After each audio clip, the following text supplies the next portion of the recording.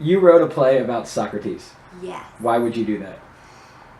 Initially, for two reasons, and one was super pretentious, I will admit, because I felt like we didn't really use the Socratic method anymore of honestly just questioning the basic things.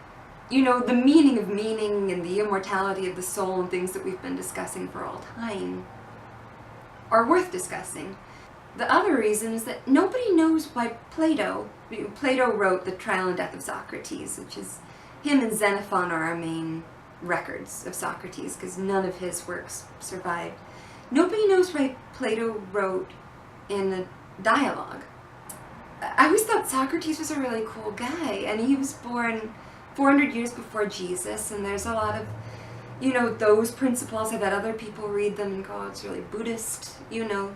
He's kind of like the dude in Big Lebowski. He's this guy, and he asks great questions, and his arguments are brave. He tries to prove that the soul's immortal, and he goes to his own death willingly, because he believes that even if everyone was in the wrong to convict him, they did.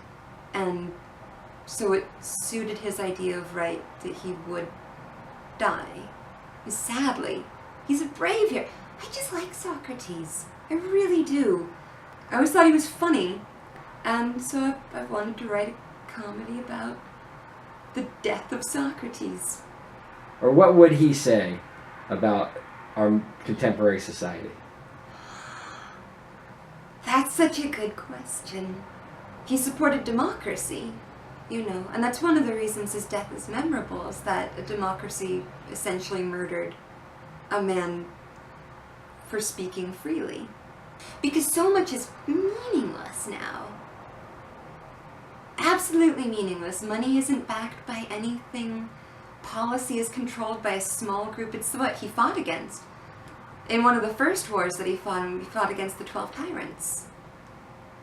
And he actually got a man off, ironically, from being executed for free speech.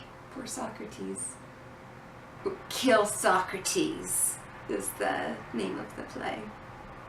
And the subtitle in my mind for the movie that will eventually be made with Bill Nighy as Socrates is Socrates Must Die. Stardust is to our souls what the air is to us, and the venture is a glorious one. And the venture being his death, of course. I just thought it was it's brave and beautiful, you know.